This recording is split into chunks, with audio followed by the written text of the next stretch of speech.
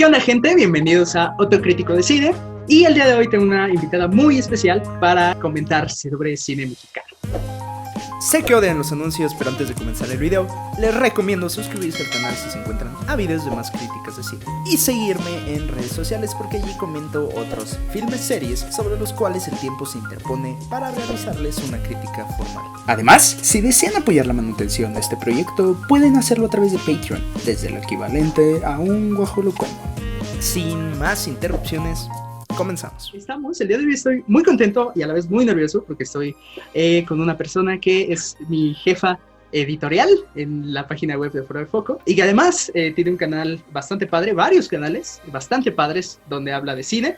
Beca, ¿cómo estás? Hola Otto, muchísimas gracias, estoy súper honrada de que me hayas invitado a platicar aquí contigo en tu canal. Estoy súper emocionada porque aparte vamos a hablar de cine mexicano, entonces muchas gracias. Gracias a ti por aceptar. Y precisamente vamos a hablar el día de hoy sobre cine mexicano, ya que estamos cerca de las fechas de celebración aquí en septiembre y en México. Pues quería hacer esta dinámica en la que conversáramos sobre, cada uno va a conversar sobre 5 películas que recomienda sobre cine mexicano. Y entonces primero te cedo la palabra a ti, Becky. ¿Cuál es la primera película que nos quieres recomendar?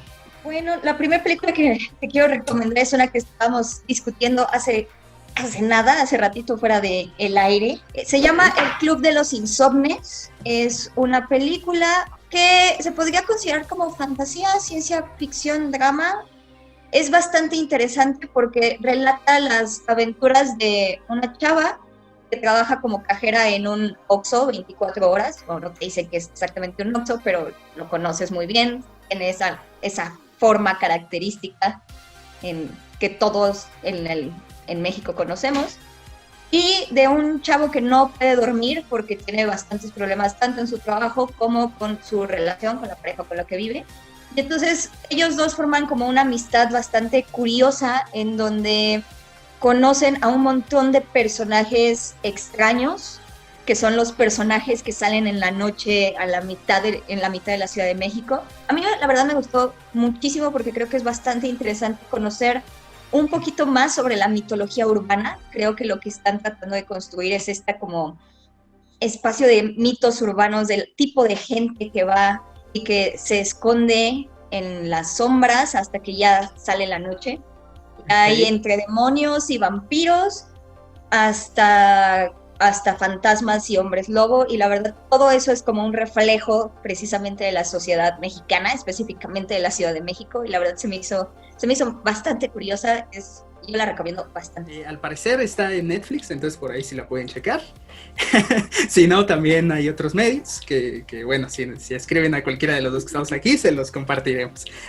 Y está, si no me equivoco, protagonizada por Cassandra Leonardo Rotisigris. Para ahí hacer la conexión con mi primera recomendación, que es una película que igual participa Cassandra Encherotti. Es una película que me gusta mucho, que admiro mucho a su directora, y es Las Niñas Bien. Por aquí hasta tengo el gran Blu-ray gran por Alejandra. ¡Qué padre! Sí, tuve la oportunidad de la dicha de conocerla ahí en Ficunam.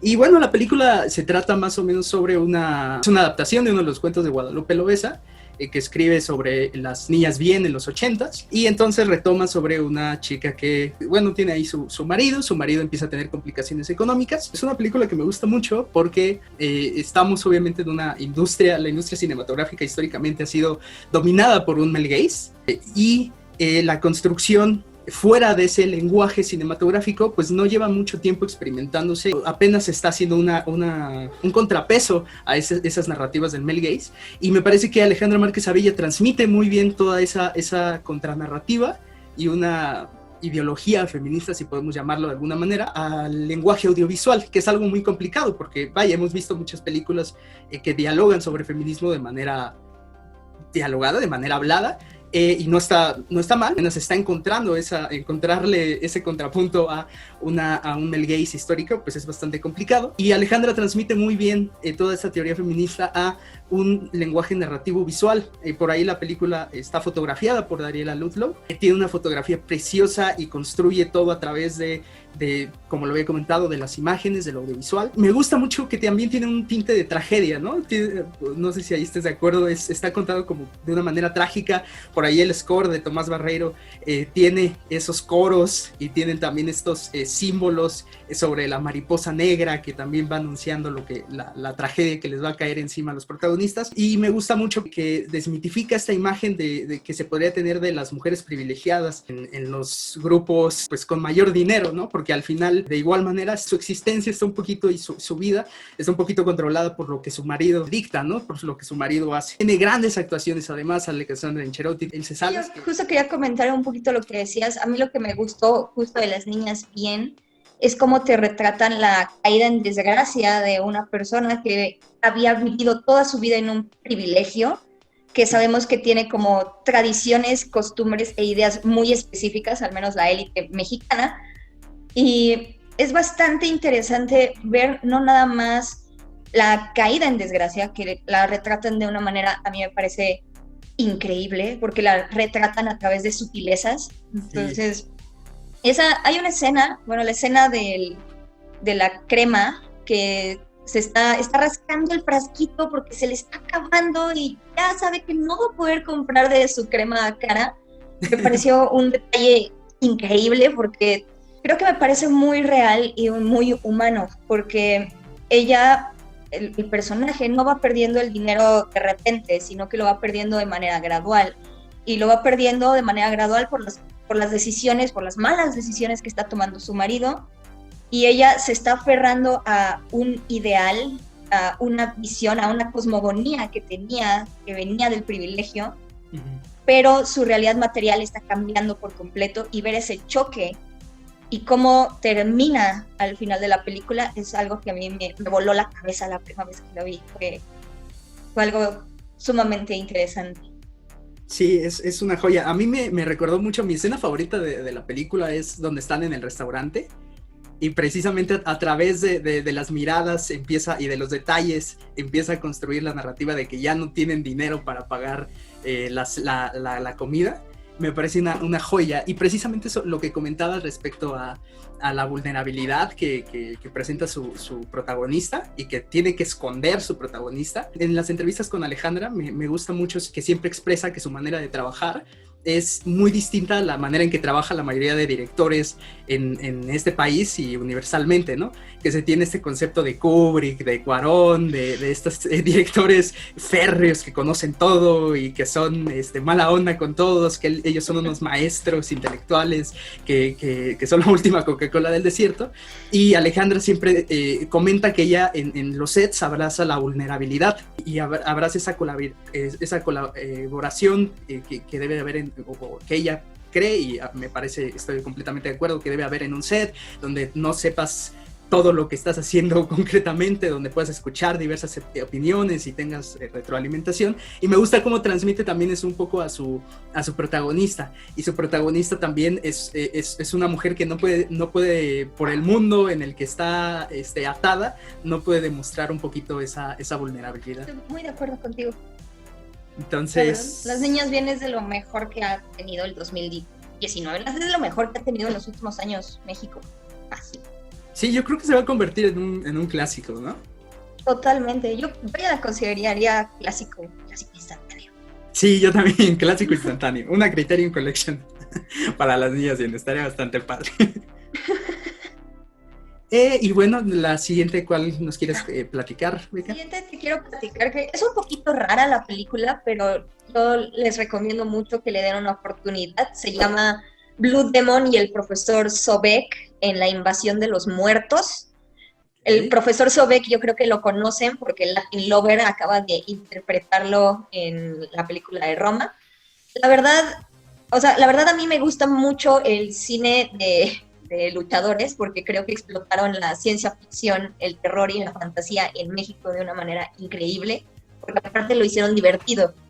Pero esta película se me hace muy especial porque trata sobre cómo el profesor Sobek y Blue Demon intentan parar un evento cósmico que había estado avisado a través de runas desde hace muchísimo tiempo que iba a ocurrir, en donde un meteorito iba a caer en la Tierra e iba a hacer que los muertos regresaran a la vida para matar a los vivos. Pero en lugar de ser una película donde sea como una invasión zombie y que los luchadores tengan que pelear con sus puños contra estos seres para ya destruirlos o tal, es una película que utiliza mucho el horror cósmico de H.P. Lovecraft. Eso me recuerda muchísimo a muchos textos de H.P. Lovecraft, porque no te da una respuesta, no te da ni una razón de por qué pasa esto, ni una conclusión tajante sobre cómo va a terminar la situación. De hecho, al final, bueno, un poquito de... no es spoiler, pero... Aquí están acostumbrados a los spoilers, no te apures. Bueno, qué bueno. Pero al final, Sobek se pone de rodillas y dice que este ha sido el único problema que no puede resolver, porque el profesor Sobek se supone que es un super genio, que aparte de luchador es súper listo, por eso se llama profesor. Pero se pone de rodillas y dice como, es que esto no se puede resolver, no sé qué va a pasar. Entonces, esa película a mí se me hace muy interesante porque creo que no hemos tenido nada parecido de nuevo en el cine mexicano. Entonces, sí la recomiendo mucho, mucho, mucho y que vayan a verla, por favor.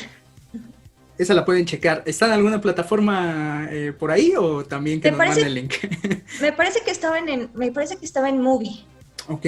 Pero tendría que checar. Sé que estaba en Movie porque yo la vi ahí, pero eso fue hace el año pasado. Y aparte los cambian 30 días, ¿no? Tiene ahí cambian como en 30 días. Eso sí, creo que está gratis en YouTube, completa en YouTube.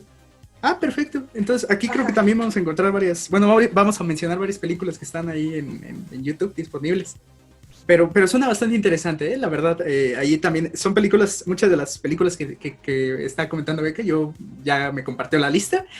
No conozco muchas, y eso es lo bonito de aquí, que voy a aprender muchísimo de cine mexicano, también junto con ustedes, con todas las personas que están viendo este video. Y pues suena bastante interesante, la verdad, terror cósmico de H.P. Lovecraft en cine mexicano.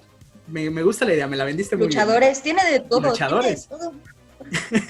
Me la vendiste muy bien, la tengo que ver. Entonces ahí sí paso a mi segunda recomendación, que es El, de Luis Buñuel. Uy, esa es muy buena, qué buena película. Sí, a mí me encanta.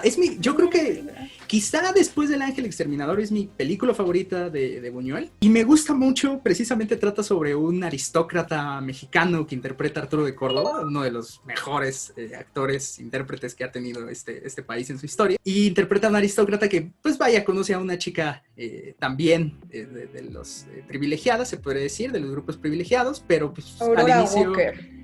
¿Es el nombre de la actriz? Así es. Perfecto. Aurora Walker. Ese detalle sí no lo tenía y es muy importante mencionarlo.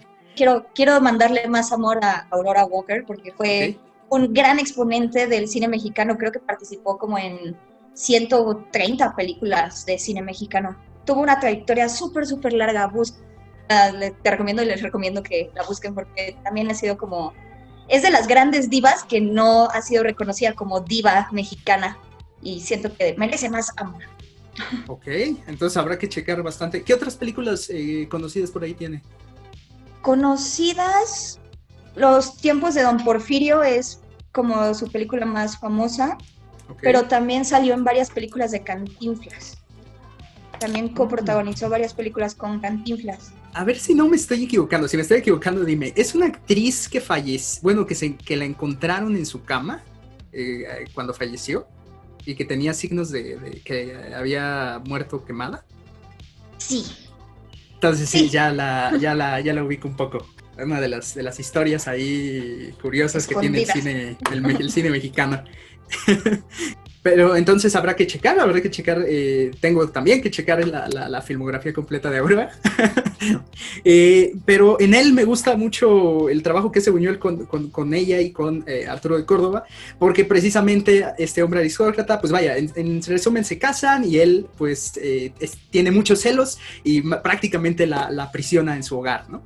Y me gusta mucho porque Buñuel precisamente era de estos directores que llegó a criticar todo lo establecido, vaya, como en Los Olvidados, ¿no? A mostrar otra parte de un México del que se quería ignorar, en la modernidad que estaba construyendo Miguel Alemán, ¿no? Que no había violencia, que ya todos éramos felices, que los ricos, que los pobres eran bondadosos y que la pobreza la vivían desde la felicidad y cantaban. Con humildad. Sí, con humildad y todo estaba perfecto.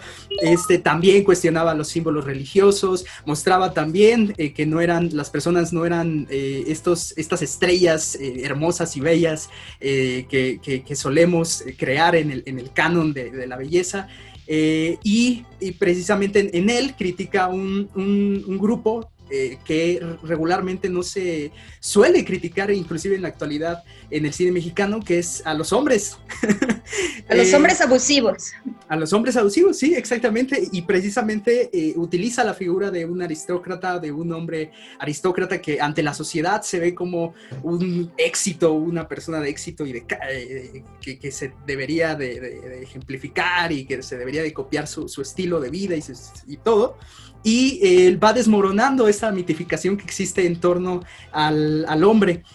Y empieza a demostrar que es una persona insegura y a partir de ahí va cuestionando un poquito su masculinidad y y muestra un poquito cómo las mujeres son esta parte que sale afectada de un hombre y sus inseguridades. Tiene grandes actuaciones, es otra vez un guión que coescribió con Luis Alcoriza, ¿no? Que fue uno de sus grandes colaboradores, y ahí dejo un poquito la recomendación de él. Y aparte es una película que visualmente es súper dura, bueno, a mí me pareció, la vez que lo vi, me parece una cosa súper cruda.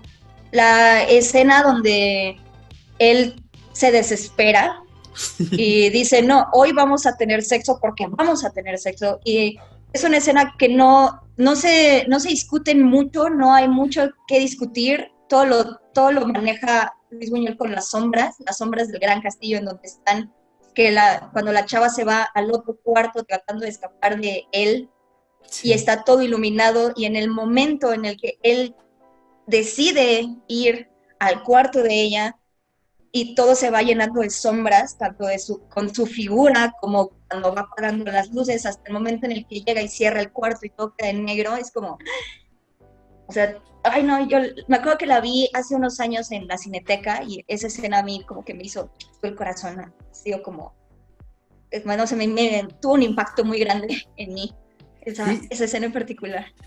Sí, es una película que te pega bastante. Bueno, yo la vi un poco más joven. Entonces, pues vaya, como hombre siempre tienes... Pero tú eres un bebé, Otto. Sí, bueno, soy un bebé. Eres un bebé ahora. Cuando aún estaba en la cuna la vi. Pero vaya, de parte de experiencia como hombre, sí es una película que te pone... Bueno, fue yo creo que mi primer encuentro que te pone a reflexionar y a pensar muchas de las actitudes que tienes, ¿no? Y precisamente a cuestionar cómo es tu actitud y tu vida como hombre. Y me gusta mucho ahí, agregando un poquito a lo que comentas, también cómo va desalineándose visualmente el personaje de Arturo de Córdoba, ¿no? Al inicio siempre con vestido, vaya, obviamente, pero de traje, bien peinado, y posteriormente uno de los planos más conocidos ya es cuando, uno de los fotogramas más conocidos ya es cuando está todo desalineado de la cabeza, ya un poco que va perdiendo bueno, ya que se desmorona, sí, que va perdiendo la cordura. Entonces ahí dejo el de Buñuel. Sí, es muy buena, vaya que es muy buena. Tienes muy buen gusto. Regresamos después de una breve F en el chat.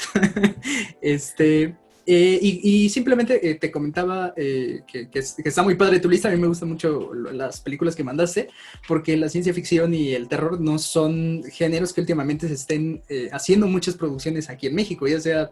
No sé si por los presupuestos, no sé si porque a las creadoras, a los creadores no les ha llamado la atención tocar estos géneros, pero me gusta mucho eso que se retomen estos, cómo se han, algunos ejemplos históricos en el cine mexicano de cómo se han utilizado estos géneros, ¿no? Se han abordado estos géneros. Mi siguiente recomendación es muy reciente, es como del 2013, se llama El incidente de Isaac Esban. También es de ciencia ficción, es en Netflix, la pueden ir a ver ahorita. Y trata sobre dos historias aparentemente paralelas, pero aparentemente sin conexión, en donde la primera es de dos hombres que están atrapados en la escalera de un edificio, y la segunda es sobre una familia que decide ir a un viaje en carretera.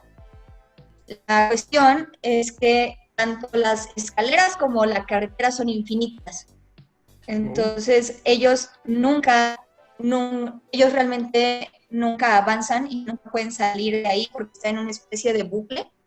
Okay. Pero no es precisamente un bucle temporal, sino que es más como un bucle espacial en donde siempre están dando vueltas en el mismo lugar. Y con eso, con el paso del tiempo, pues aumenta un montón el drama, hay un montón de problemas, y luego cuando se da cuenta de que necesita los sacrificios que tienen que hacer para salir del bucle, pues aumenta todavía más la tensión. Y la verdad, a mí me gustó mucho, creo que peca un poquito de reiterativa al final, o sea, ya rumbo al final como que deja bien claro qué era lo que estaba tratando de decir Isaac Esban, y como que te lo repite y te lo repite, y como que te quiere que te quede bien, bien claro, y de repente es como, sí, ya entendí, muchas gracias, hace 15 minutos hubiera estado bien. Pero la verdad está bastante interesante, la recomiendo también bastante, porque es algo muy diferente. Suena muy bien, suena como algo que haría Lynch, bueno, sin explicarte, pero suena como algo que haría Lynch. No sé si haya ciertas reminiscencias a ese estilo o no. Pues de Lynch tal vez no. Estoy tratando de pensar, tal vez sí en cuanto a que a lo largo de la serie, de la película, realmente no es una historia lineal y no te están contando exactamente las historias de los personajes de manera lineal. Entonces yo creo que sí se podría como acercar un poquito al ideal lynchiano del señor David, pero sí, yo la recomiendo bastante. Bastante. Suena bastante bien. Todas las películas estoy acabando con una lista así de películas que tengo bastante ganas de ver, ¿eh? Y ojalá sí te guste. Yo creo que sí, suenan muy bien. Suenan muy bien y confío en tus gustos cinematográficos. Ahí yo paso entonces a mi tercera recomendación, que la acabo de ver en el Festival Macabro. Y es una película mexicana, si no me equivoco, de 1934, que es de Juan Bustillo Oro y se llama Dos monjes. Es una película bien, bien padre, que se trata brevemente, dos tipos se encuentran en un monasterio, se reconocen, se pelean y a partir de ahí los dos le piden la absolución al padre y él les dice, pues yo se las doy, pero cuéntenme qué es lo que pasó, por qué se agarraron a fregadazos aquí, ¿no? En la casa de Dios. Los monjes. Y de allí se va la película a un flashback que va a ser narrado desde las dos perspectivas. En donde casi como un estilo ahí Rashomon. ¡Qué cool! En el que se ven involucrados en un triángulo amoroso que no salió nada bien y que, los vuelve a reunir al final en un monasterio. La película es un melodrama, pero de esos telenoveleros grandes, aquí clásicos del cine mexicano, pero tiene varias reminiscencias al expresionismo alemán, no tanto en el estilo visual, pero sí en la esencia de los claroscuros, de nuestra humanidad. Sobre los sonidos estrambóticos. un poco de eso y un poco también la esencia de cómo, bueno, de nuestra humanidad, de los lados buenos y nuestra bondad y nuestra maldad. Entonces, por ahí está muy bien construida. A nivel de vestuario te transmite esa dualidad que existe, que tiene cada uno de los dos personajes. Tiene también, ahí Hombs y Lloro también tiene un montaje, la película, que intenta practicar mucho este montaje que ya practicaba Eisenstein en el cine de aquel tiempo soviético. Y está bastante interesante, la verdad está bastante interesante, está muy padre la película. Creo que actualmente está por ahí en la Filmoteca de la UNAM, está gratis también, o en YouTube nada más se pone Dos Monjes y ya, ahí queda mi tercera recomendación. Ya me diste algo para ver al rato, muchas gracias. Espero que te guste, a mí me gustó mucho, la verdad te atrapa bastante. Pero sí, suena súper padre, ya con eso de las dos perspectivas, ya me tiene a mí. Suena muy padre. No sé si quieras comentarnos tu siguiente recomendación. Sí, de hecho, quiero cambiar una, porque me acabas de hacer recordar una película que se llama Los Hermanos de Hierro. Ok. Esta es una película mexicana que me parece a mí muy especial, porque salió justo casi acabándose la época del cine de oro, es de los 60, y mientras la película, creo que del 60 o del 61, empezando así los 60, y mientras las películas del cine de oro te decían que la revolución era como súper bonita y súper padre, y que todos los campesinos estaban ahí alegremente cantando con sus pistolas y sus sombreros, Los Hermanos de Hierro te narran que no, o sea, que en realidad la revolución fue un momento súper difícil para un montón de lugares, y especialmente un montón de lugares que no estaba urbanizado en esos momentos. Y te lo narran a través de la vida de dos hermanos, en la que dos hermanos que eran conocidos por ser sumamente violentos y por agarrarse a balazos a cualquier vato que se les cruzara en la cantina y los viera feo. Pero justamente retratan la historia de un chavo que mata a alguien importante, bueno, de este hermano que mata a alguien importante, y entonces toda su familia lo tiene que ayudar a escapar, mientras siguen lidiando con los ataques de ira que este macho mexicano revolucionario tiene y que eran muy comunes. Y es una crítica a precisamente esta romantización de la violencia revolucionaria, porque retratan bastante, pero bastante bien las consecuencias de estar viviendo en un estado constantemente de alerta para ver si te matan o tú matas a alguien. Okay. Entonces, la verdad me recordó mucho por lo de los dos monjes que se agarran a fregadazos. Y es de este director de Ismael Rodríguez. Ok. Es de Ismael Rodríguez, entonces es como un cambio súper diferente a la filmografía que iba llevando. Es algo súper distinto, y por eso me gustaría recomendarla. Sí, bastante raro, porque ahí Ismael Rodríguez era de los clásicos que construyó esta figura de los pobres romantizada, ¿no?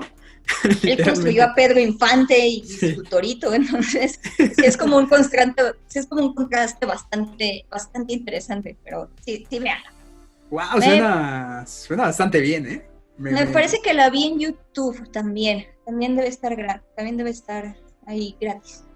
Es lo bueno de varias películas mexicanas que tienen ahí su versión YouTube. Lo malo es que no está remasterizada, entonces ahí siempre es como que verlas en baja calidad. Ahí es un poquito la bronca. Es el sacrificio, pero están interesantes. Suena bastante bien, me llamó mucho la atención. Ahí, y para conectarla un poquito, voy a adelantar una recomendación que iba a comentar después, pero ahorita que comentaste este estado de alerta en el que ya vivimos, el que se vivía en ese momento y que prácticamente y lamentablemente sigue pues en este país, todos vivimos bajo este estado de alerta, claro, con sus claroscuros, con sus dimensiones, y ahí quiero recomendar un documental. Aquí creo que y es La Tempestad, de Tatiana Hueso. Me gusta mucho, yo creo que el documental mexicano ha estado haciendo una cosa bien interesante, y yo creo que es uno de los géneros que más interesante está tratando los temas más complicados y complejos que tenemos en este país. Lamentablemente, como se viene el anuario, en el anuario que acaba de sacar el IMCINE este año, pues el documental no es de los géneros que más se ve en este país, de hecho el que menos se ve en este país, pero este es un documental bastante padre porque maneja el tema de la violencia y el dolor y todo lo que estamos viviendo en estos tiempos aquí en México con la violencia, con el narcotráfico, etc. Lo trata de una manera que no es la común, como se suele tratar día a día en los grandes medios masivos de comunicación en este país, que es a través del amarillismo y a través de filmar de cerca los rojos y a través de filmarle el llanto y ese dolor más literal y ese primer impacto que te genera, ¿no? Y La Tempestad, lo que me gusta que hace Tatiana Hueso es que inclusive ni siquiera tiene que mostrarte a las personas que están sufriendo este dolor, sino a través de las imágenes, de la atmósfera, de los recorridos que estas personas tienen día a día, te va expresando va acompañando una voz en off. A través de estos recorridos va narrando un poco, explora este dolor y esta violencia que estamos viviendo en este país. Que también va de acorde conforme a otros documentales, ¿no? Otros documentales que también han explorado eso, bastante recomendables, como La Libertad del Diablo o El Guardián de la Memoria, que van un poco en ese sentido.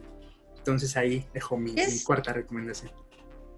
Es súper padre que lo menciones, porque a mí me parece que documentales como La Tempestad son como las pequeñas muestras de protesta que existen aquí en México a través del arte, porque sí estamos viviendo una crisis súper grande y el gobierno no está haciendo absolutamente nada. Y me alegra mucho que lo hayas comentado, porque creo que con lo que pasó en la CNDH, de colectivos feministas que las están tomando y que están tomando sedes para poder exigir justicia, justamente en La Tempestad están narrando la historia de una madre que está buscando a su hija desaparecida, víctima del narcotráfico. Sí. Y es una realidad que nos está rebasando al gobierno, y la verdad a mí me tiene muy orgullosa que desde la izquierda son las mujeres feministas las que están poniendo en la mesa de discusión y en el mainstream, en la mass media, para que todo el mundo lo vea, estos problemas que ya cada vez son más innegables, ya cada vez, aunque López Obrador quiera decir que no está pasando nada y que los feminicidios ya no existen en México, ellas son las que están diciendo como fregados que no. Entonces, ese documental, estoy como muy feliz que lo hayas comentado, porque me parece ahorita muy, muy importante para las épocas que estamos viviendo. Debería ser como curricular en las primarias. Sí, ahí sí. Bueno, no sé si en las primarias lo aguanten los niños, pero sí es... Son cosas más fuertes. Bueno, eso sí, también hay que decirlo. Y también es una realidad con la que, independientemente de si lo ven aquí o no, conviven día a día, ¿no? Entonces, ahí sí estoy completamente de acuerdo. Es un documental bastante fuerte, no tanto en estas primeras impresiones, sino en cómo te deja después. Y la verdad, ahí yo recomiendo ampliamente, y precisamente esta mirada, lo que comentábamos un poquito con Alejandra Márquez Abella, ¿no? Que a mí sí me emociona mucho cómo están buscando, precisamente las directoras mexicanas de este país están buscando otras perspectivas para narrar los temas que más importan y que están en el centro del debate en estos momentos. Y mi última recomendación es una película viejita que se llama El Vampiro, de Germán Robles. Esta película, la verdad, es una película muy divertida. A mí me gusta mucho porque es un México que estaba como en los trends de la época y que quería experimentar. Y aquí lograron una película que sí da miedo a veces, sí crea una buena atmósfera de suspenso, pero al mismo tiempo tiene como esa picardía característica de los cuentos mexicanos, de que no te los puedes tomar tan en serio. De repente el vampiro tiene tierrita de Transilvania y se la lleva y la tiene siempre en un frasquito porque si no, no sé, le da ansiedad o algo así, pero está muy bonita, es muy buena, creo que marcó el inicio de lo que sería después el experimento de ciencia ficción, terror de luchadores después en los 70 en México. Y aparte que añade un poquito a la mitología del vampiro, porque es la primera película en el mundo que retrata que los vampiros no se pueden reflejar en el espejo. Oh. Entonces, es bastante interesante por eso. La dirección es de un señor que se llama Fernando Méndez. Ok. Y la verdad es que está bastante buena. Yo la recomiendo. Tiene una secuela que se llama El regreso del vampiro, que también está muy, muy buena y también la recomiendo bastante. ¿La viste en alguna en YouTube igual? No, esa sí la vi en FICUNAM hace un par de años, sí. Tienen buenas, a veces cuando las encuentras en salas, esas clases de películas, es bellísimo verlas. Sí, es muy bonito verlas. Y bueno, yo también ya para pasar a mi última recomendación, retomo un poquito esto de la imagen de un presidente que piensa que no está pasando nada en este país, para recomendarles, igual hice un texto hace poquito en Fuera de Foco, El año de la peste de Felipe Casals. La verdad es que es una película que yo considero que no es la mejor de Casals. O sea, sí siento que mete muchos elementos y se intenta ir hacia muchos lados y al final no embonan todos de manera perfecta. Pero es una película que está bastante ad hoc a los tiempos que vivimos, porque precisamente retrata una pandemia que llega a México, que curiosamente se suscita de marzo a diciembre, que sea probablemente el periodo en el que pues, vayamos saliendo un poquito si todo va bien. Ojalá. Pero... Y que aparte retrata la negligencia del gobierno y luego cómo trata de cubrir absolutamente todas las horribles consecuencias que provocó esa negligencia. Entonces... Sí, ahí es bien interesante cómo ahí Casals utiliza la imagen de los gobernadores, bueno, del presidente y de los 4 poderes fáticos, ¿no? Porque ahí se ve muy representado cómo los 4 poderes con el presidente se unen para encubrir un poco lo que está sucediendo. Entonces tienes imágenes que te recuerdan mucho o que tendrían su paralelo en la actualidad, ¿no? Esta imagen del reportero en una de las cadenas nacionales diciendo que no pasa nada. Estas imágenes que también se han visto cuando personajes de la policía o del ejército agarran a una persona porque no trae cubrebocas o porque se está manifestando y utilizan la fuerza contra ellos. En ese sentido ahí la verdad sí tiene bastantes imágenes que te recuerdan, ¿no? Desde el simple lavado de cosas, de todos los productos que vienen de los supermercados, de cada vez que sales, y también me gusta mucho cómo Casals ahí refleja un poquito la dualidad también que tiene la ciudadanía mexicana, que por un lado siempre ve a la muerte como una forma como riéndose un poco de ella. Salen ahí varios cuadros en los que se están haciendo una burla directa a la muerte, pero a la vez le teme. Y eso provoca escenas como donde se empiezan a linchar a una joven en un poblado y estaba contaminada de esta peste, ¿no? Que también ha pasado en el Estado de México. Que también ha pasado, sí, lamentablemente que también ha pasado aquí. Y también me gusta precisamente cómo Casals ahí lo que refleja, o sea, pareciera una película de que Casals se vino a vivir al 2020 y regresó hace 42 años a 1979 para grabarla y contar cómo íbamos. Y le dijo a Gabriel García Márquez, tú haz esto, escribe esto. Hazme caso, escribe esto. Sí, le dijo ayer a Gabriel. De hecho, sí, qué bueno que lo mencionas. Gabriel García Márquez es el guionista de esta película. Y me gusta mucho que precisamente lo que señala, o bueno, vaya, lo decía, ¿no? Casals no tuvo un DeLorean en el que viajó a 2020, ¿no? Sino que se fijó, Casals yo creo que representa muy bien siempre lo que ha sido el gobierno y el Estado mexicano, que siempre ha funcionado para unos cuantos. Y aunque llegue una crisis muy grande, va a seguir funcionando para esos cuantos. Me causa también mucha impresión una escena en donde están donde están los poderes fáticos y ellos y el presidente discutiendo en una mesa de gobierno qué es lo que van a hacer. Y uno de ellos es el de turismo. Y le empieza a comentar, pero es que, ¿por qué cancelaste tan rápido? ¿Por qué cerraste y llamaste a la cuarentena tan rápido? Y si afectaste al turismo, afectaste a mis empresas y afectaste a la economía del país, ¿no? Anteponiendo un poco lo capital a la vida de las personas. Y precisamente lo último que me llama la atención de esta película es cómo se acerca a lo que serían los olvidados de Buñuel, ¿no?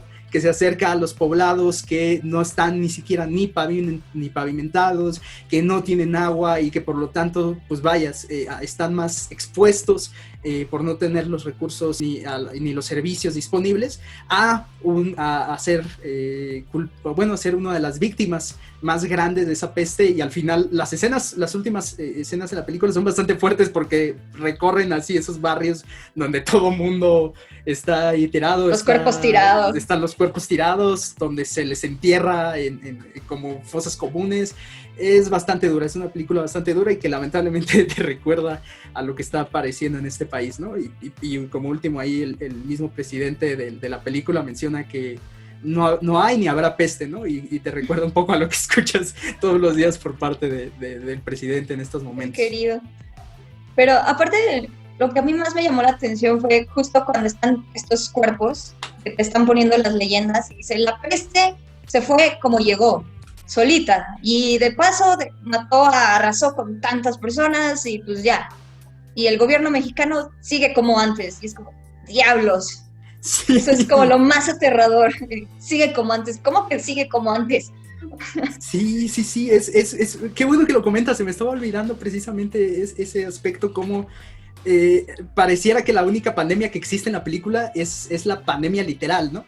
Pero hay una pandemia metafórica detrás de todo eso, que es la pandemia de la desigualdad, y que te dice, pues sí, se acabó esta pandemia, ya se fue el virus por obra del Espíritu Santo, pero hay una desigualdad que sigue, y esa es una de las grandes pandemias que sigue enfrentando el mundo y este país, ¿no?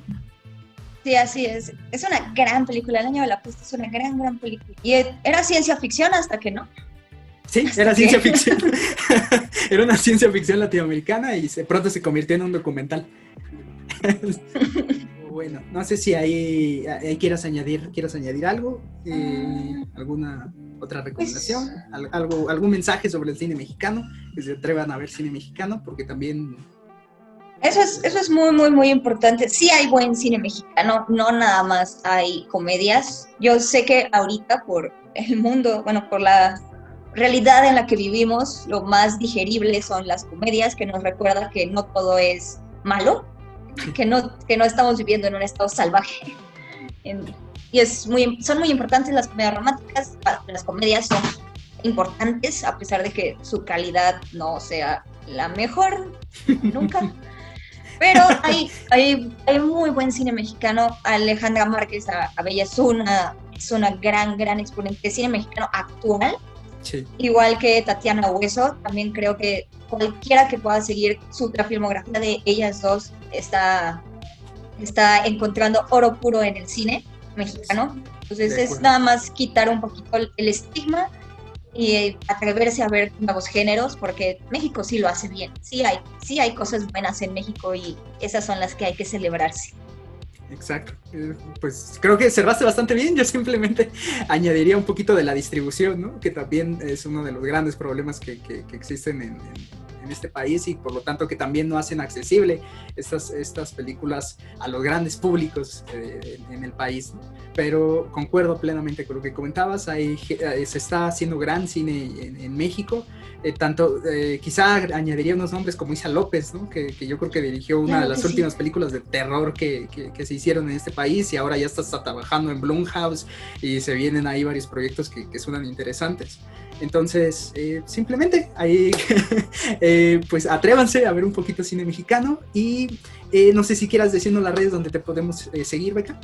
Ay, muchas gracias por el espacio, todo. Estoy muy feliz que me hayas invitado. Espero que si te gusten las recomendaciones que le di, que les gusten a ustedes también, que espero que las pasen bonito y que se encuentren con algo que les llame y que hagan amar al cine mexicano. A mí me encuentran en todos lados, en Twitter y en Instagram, como Beca Salas. Esas son mis redes sociales, ahí estoy todo el tiempo. Y también me pueden encontrar en YouTube por si quieren ver más de mis videos, que ya muy amablemente me los recomendó Otto, que bueno, que si te gustan. También me encuentran así en YouTube como Beca Salas. Ok, también el proyecto ahí de DAM, no sé si me quieres hablar. Sí. Así es, ese es un proyecto que tengo con unos amigos, pero es como de la parte más geek, en donde nos enfocamos más como a películas y series, pero de ciencia ficción, fantasía y lo que está relacionado con la vida ñoña actual. Ahí nos encuentran como @canaldam en todos lados. Y también saqué hace poquito un podcast con el Monitor Geek, que también es como súper de superhéroes. Bueno, está centrado en superhéroes y ciencia ficción, fantasía, que también se llama Go Damn, y también la pueden encontrar también en todos lados, Spotify, iVoox, todos lados. Excelente, yo se los recomiendo bastante, que sigan a Beca en todas las redes sociales. A mí me gustan mucho tus videos porque me gusta cómo les desarrollas esta parte teórica detrás de cada contenido que haces, y eso lo intento aprender mucho y lo intento imitar en ese sentido. Pero claro, sin poder llegar todavía a los niveles en lo que tú lo haces. Lo vas a hacer mejor, Otto, vas a ver. No sé si pueda llegar a esos niveles, pero gracias por los ánimos. Y bueno, muchas gracias por aceptar la invitación, Beca. Ojalá te pases nuevamente por acá, si te gustó andar por acá. Cuando me invites, yo encantada, Otto. Muchas gracias. Excelente, bueno. Entonces, muchas gracias por estar acá otra vez, Beca. Y nada, nos vemos en el siguiente video, gente. Bye. Bye.